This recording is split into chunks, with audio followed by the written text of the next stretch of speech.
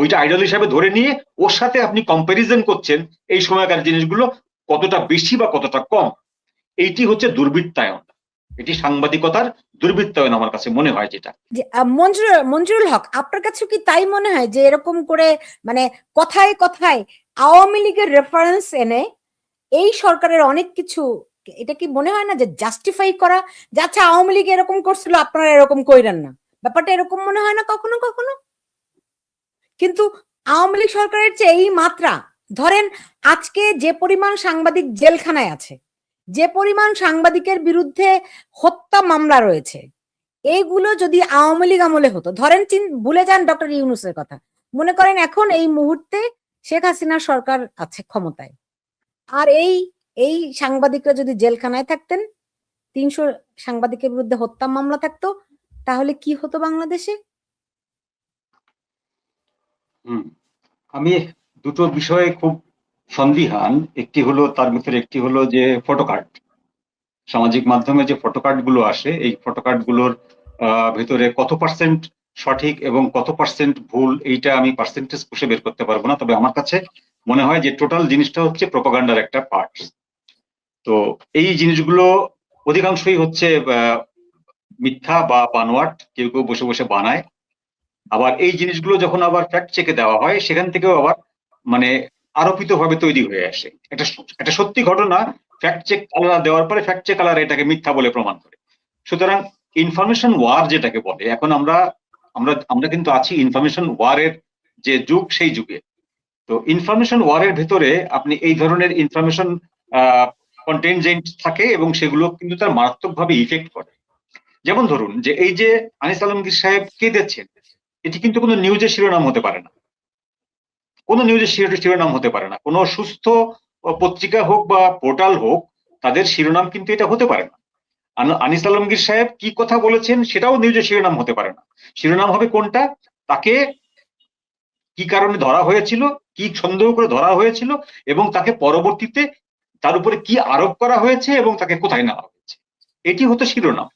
কিন্তু আপনি কেঁদেছেন, আপনি অমুক করেছেন, আপনি তমুক করেছেন, এই জিনিসগুলো বলাই হয় হচ্ছে এটাকে আপনার ইম্পোজ জার্নালিজম বলে, অর্থাৎ আপনার উপরে চাপিয়ে দেওয়া হচ্ছে, জনগণের উপরে মস্তিষ্কের ভেতরে প্রবিষ্ট করানো হচ্ছে যে আমি যেরকম করে ভাবছি আপনিও ঠিক সেভাবেই করে ভাবুন।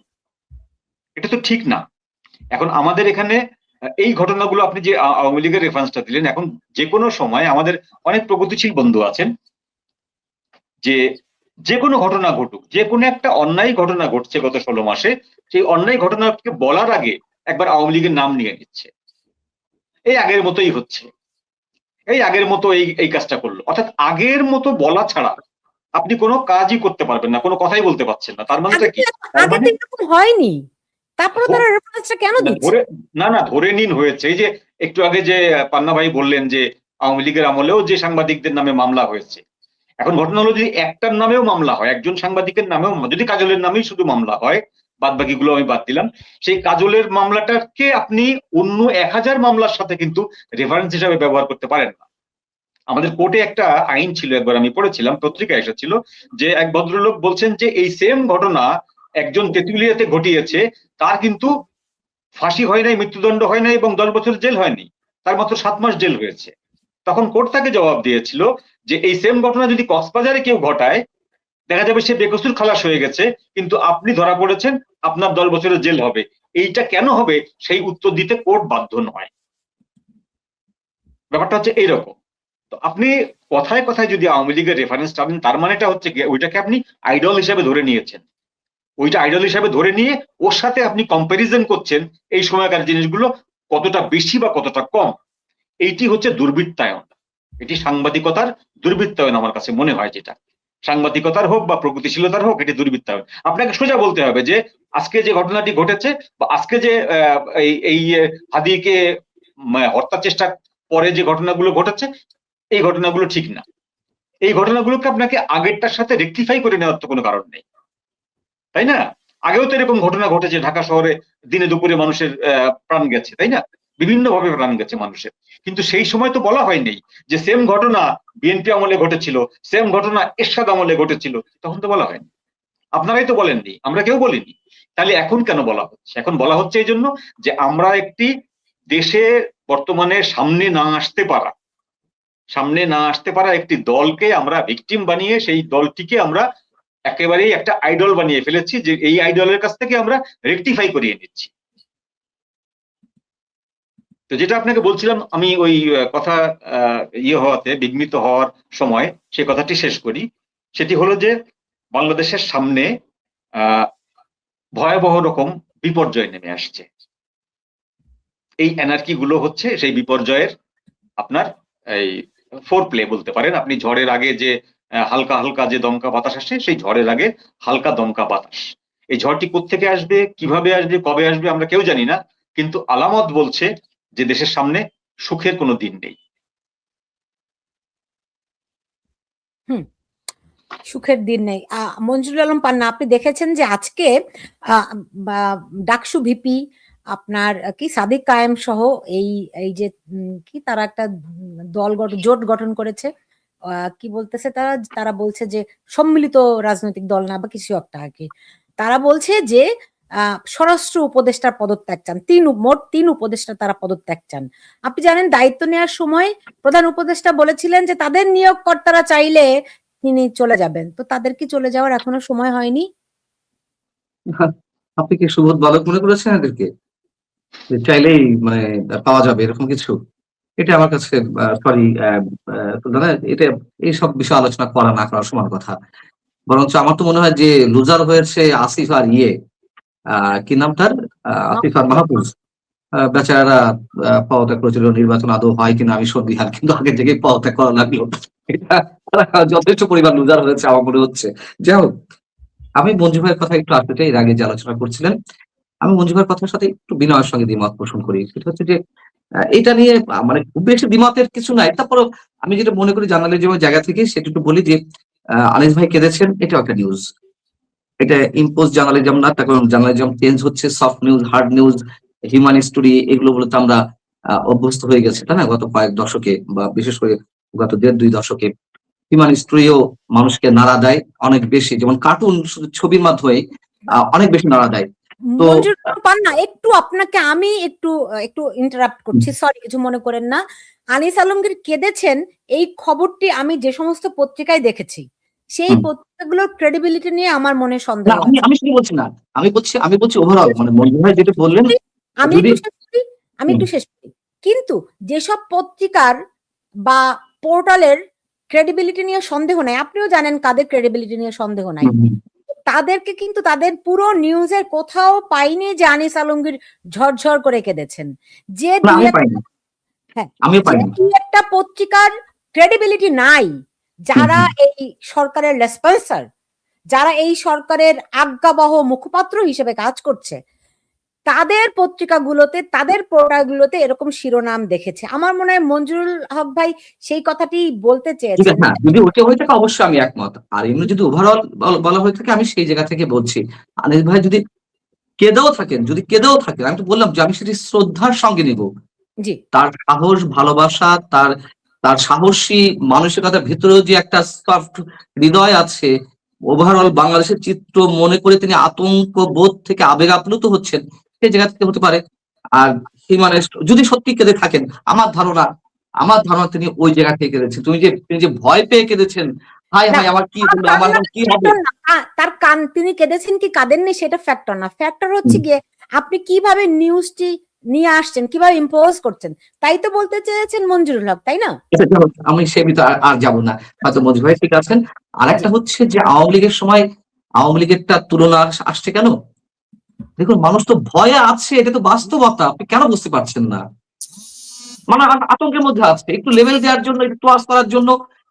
যেমন আমি তুলনা নিয়ে আসবো, আপনি বিশ্লেষণের জায়গা থেকে তো বলতে হচ্ছে। আমি যদি বিশ্লেষণ করতে চাই, 15.5 বছর আমরা কি দেখেছি? আপনি নিজে বলেছেন আওয়ামী লীগ কর্তৃত্ববাদ হয়ে উঠেছিল, আমি বলি আওয়ামী লীগ স্বৈরাচার হয়ে উঠেছিল, আরেকজন বলছে আওয়ামী লীগ ফ্যাসিস্ট হয়ে উঠেছিল। যেভাবেই হোক, তখন একটা ভয়ের পরিবেশ ছিল। এবং আপনি দেখবেন প্রত্যেক বক্তব্যে যারা বিরোধিতা করছে, তুমুল ভাবে মানে আওয়ামী লীগ সরকারের সমালোচনা করছে, তারাও বলছিল না, অবশ্যই ছিল। আমি বলছি না যে আওয়ামী লীগ আমলে ছিল না, কিন্তু আপনি নিজে তো আওয়ামী লীগের আমলে সরকারের অনেক সমালোচনা করেছেন। হুম, আপনি কি হুম। মামলা খেয়েছিলেন? আপনি কি আটক হয়েছিলেন? আনিস মামলা হয়নি, আলম আমার দেন মামলা আনিস আলমগীর অত্যন্ত কড়া ভাষায় আওয়ামী লীগ সরকারের সমালোচনা করতেন। এই যে আজকের মাসুদ কামাল, এম এ আজিজ, তারা কে না আওয়ামী লীগ সরকারের সমালোচনা করতেন। এবং আমি যখন বাংলাদেশে ছিলাম, ধরেন আচ্ছা পরে ইন্ডিপেন্ডেন্ট কিন্তু সবাই শুনে এবং আমি একটু বলি, নিউজ আমি একটু বলি, 24 আমি আমি একটু নিজে বলি। যেই শো করতাম, আমি সব সময় চেষ্টা করতাম, যদি আপনি জানেন আমরা টক শোতে গেস্ট নেওয়ার ক্ষেত্রে আমরা ব্যালেন্স করার চেষ্টা করি।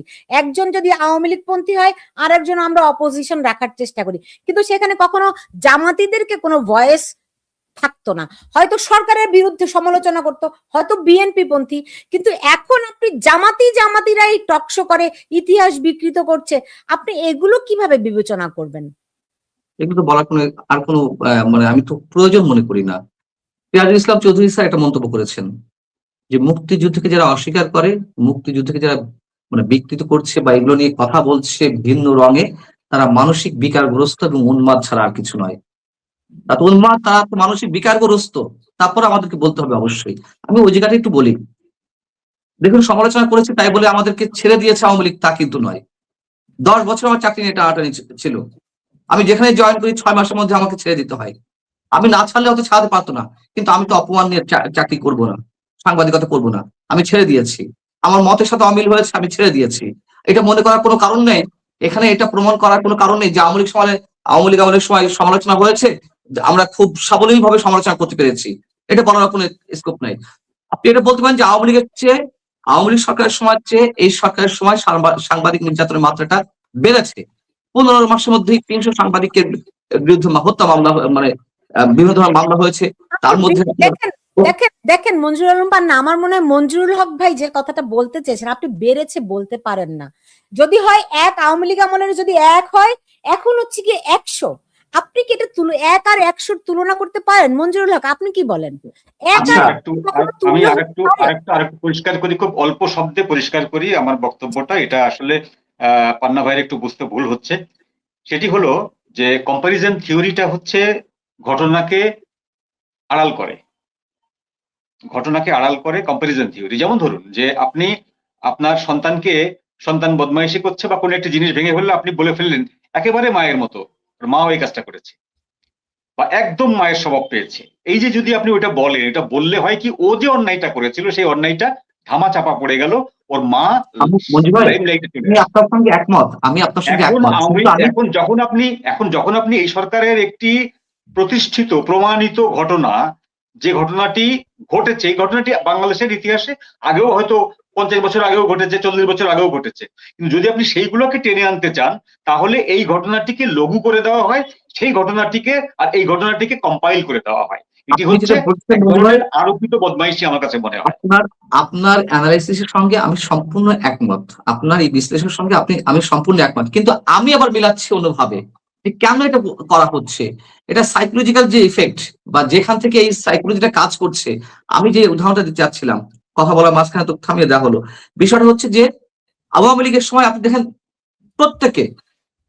প্রত্যেকে আওয়ামী লীগ সরকারের সমালোচনা তীব্রভাবে করছিল, কিন্তু এক জায়গায় গিয়ে একটু সফট কথা বলা হচ্ছিল। মাননীয় প্রধানমন্ত্রী, আপনি এই জিনিসটা দেখবেন, মাননীয় প্রধানমন্ত্রী আপনি আমার মায়ের মতন, নুরো বলে এসেছে গণভবনে, যখন ডাক্তার ভিপি নির্বাচিত হলে আত্মসমালোচনা করলো, আওয়ামী লীগ সরকারের সবকিছু ধুয়ে ফেললো। গণভবনে যখন তাকে ডাকা হলো, সে গিয়ে বলল যে আপনার মধ্যে আমার মায়ের প্রতিচ্ছবি খুঁজে পাই। এই কাজগুলো তো আতঙ্কবোধ থেকে করা হয়েছিল, অজানা একটা আতঙ্কবোধ থেকে। এখনো যেটি করা হচ্ছে, আপনি কম্পারিজন থিওরির সাথে যেটি বলেছেন, অবশ্যই আমি একমত, আমি দ্বিমত করছি না ওই জায়গায়, কিন্তু আমি বলছি, আমি সাইকোলজিক্যাল জায়গা থেকে বলছি যে মানুষ কতটা আতঙ্কের মধ্যে এখনো আছে, যে এই সরকারের বিরুদ্ধে কিছু বলতে গেলে একটু লেভেল করে, একটু ব্যালেন্স করে, আগেরটা তুলনা করে তারপরে বলতে হচ্ছে। আমি আতঙ্কের জায়গাটা আমি ব্যাখ্যা করছি। আমি কিন্তু আপনার এই কম্পারিজন থিওরির সাথে বিন্দু মাত্র দ্বিমত পোষণ করছি না। আমি শুধু বলছি শেখ হাসিনা সরকারের সময় আওয়ামী লীগের তুমুল সমালোচনা করার পরে সবার অভিভাবক মাননীয় প্রধানমন্ত্রী, আপনি দেখবেন, আপনি খেয়াল করে দেখুন, প্রতিটা দাবি, প্রতিটা সেক্টরের প্রতিটা দাবিতে সরকারের বিরুদ্ধে তুমুল সমালোচনা হয়েছিল। হওয়ার পরে মাননীয় প্রধানমন্ত্রী, আপনি আমাদের মায়ের মতন, মাননীয় প্রধানমন্ত্রী আপনি আমাদের অভিভাবক, এই বলে একটু ব্যালেন্স করা হয়েছে, একটু তোয়াজ করা হয়েছে। এখন সেটা ওইভাবেই চলছে। আর সাংবাদিক নির্যাতন যেটা দাবি করছেন, অবশ্যই আমি একমত। আমি তো পরিসংখ্যান দিচ্ছিলাম যে এই গত 15-16 মাসে 300 সাংবাদিকের বিরুদ্ধে মামলা হয়েছে, শতাধিক সাংবাদিকের নামে হত্যা মামলা হয়েছে, কারণ বিরুদ্ধে অস্ত্র বিস্ফোরক আইন মামলা হয়েছে, এই যে সন্ত্রাস বিরুদ্ধে আইন মামলা হয়েছে, 18 জন সাংবাদিককে গ্রেপ্তার করা হয়েছে, 12 জন বেশি সাংবাদিক এখনো পর্যন্ত কারাগারে। আওয়ামী লীগের 15.5 বছরে তো এতগুলো হয়নি। আমাদের কথা বললে স্পষ্টভাবে কথা বলতে হবে, এবং যখন আওয়ামী লীগের সাথে তুলনাটা আসছে সেই তুলনাটা অবশ্যই আনতে হবে। তুলনাটা আনতে হবে এই জন্য যে বলা হচ্ছে আওয়ামী লীগ ফ্যাসিস্ট, আর এই সরকার কত বড় ফ্যাসিস্ট বা কত কম ফ্যাসিস্ট সেটাও তো আমাকে প্রমাণ করতে হবে পরিসংখ্যান দিয়ে। অতএব এই যে 300 সাংবাদিকের কারোর বিরুদ্ধে প্রমাণ হয়েছে,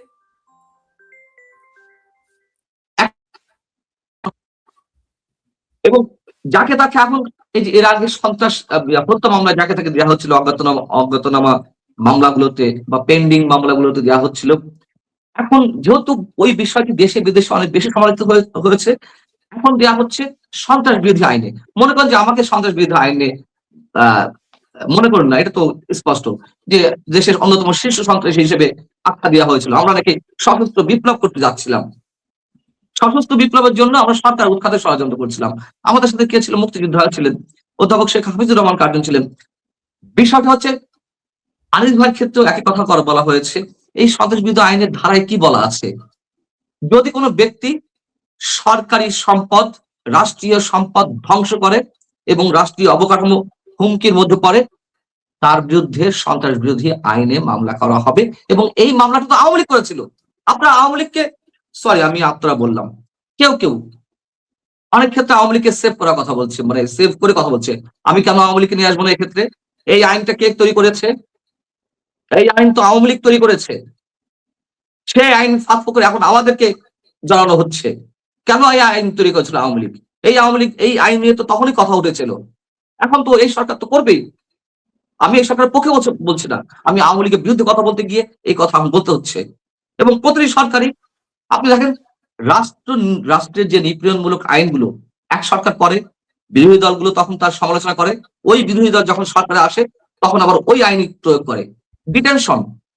ডিটেনশনটা আওয়ামী লীগের সময় কখনোই, এটা একেবারে ব্রিটিশ আইন, জঘন্য একটা মামলা। এই আইনে যাদের কাটকাদেশ দেওয়া হয়, আমি তো দেখে এসেছি, এর আগেও দেখেছি, একেবারে একটা রুমে একজন মানুষ বা দুইজন মানুষ সারাদিনে বের হতে দেওয়া হয় না। আমাদের হয়তো সন্ধ্যার পরে মুরগির খোপের মধ্যে ঢুকতে হতো, পরের দিন সকাল 7টার দিকে আবার ছাড়া হতো মুরগির বাচ্চাদের মতন। আর ডিটেনশন যাদেরকে দেওয়া হচ্ছে, সে মেঘনা আলমের ক্ষেত্রে কার্যকর করা হয়েছে, মডেল অভিনেত্রী মেঘনা আলমের ক্ষেত্রে। এবং আমি তো দেখে এলাম বাচ্চাদেরকে ডিটেনশন আটকানো হচ্ছে, ডিটেনশন দেওয়া হচ্ছে। একসাথে আমি যেদিন আমি বের হলাম মোস্ট প্রবাবলি 12ই নভেম্বর, আমি 11ই নভেম্বর দেখলাম কাশিমপুর কারাগারে সাথে 40 জনকে ডিটেনশন দেওয়া হয়েছে, যেটা ভয়ঙ্কর বিভৎস একটা আইন। আওয়ামী লীগের সময় এটি প্রয়োগ করা হয়নি, এই সরকারে এসে আবার সেই এটা করা হচ্ছে, প্রয়োগ করা হচ্ছে। আবার আওয়ামী লীগ সন্ত্রাস বিরোধী আইন তৈরি করে গিয়েছিল, সেই আইনে এখন আইনের প্রয়োগ করা হচ্ছে। এবং আমি আনিস ভাই রাষ্ট্রের সরকারের কোন সম্পদ ধ্বংস নষ্ট করেছি? বিষয় হচ্ছে তো রাষ্ট্রযন্ত্রের হাত তো অনেক লম্বা। আমি কোন সম্পদ ধ্বংস করেছি আর কি ধ্বংস করিনি সেটা গিয়ে তো যখন এই মামলাগুলো ট্রায়ালে উঠবে তখন আর্গুমেন্টের বিষয়। এগুলো তো নিপীড়নমূলক, হয়রানিমূলক, স্রেফ হয়রানি করার জন্য এগুলো করা হচ্ছে। একটা আইনে দেখাতে হয়, জড়াতে হয়, তাই জড়ানো হচ্ছে। অতএব আমি বলি আবারও, এই সরকার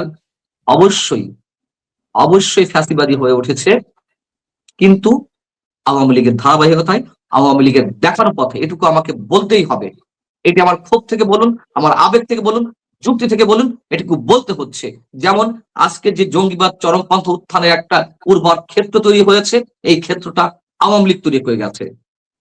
এটা আওয়ামী লীগ তৈরি গেছে। মঞ্জু ভাই আমার চেয়ে ভালো বলতে পারবেন, তার গবেষণা বিস্তর। আমরা তো সাংবাদিকতা করি, তিনি গবেষণা করেন।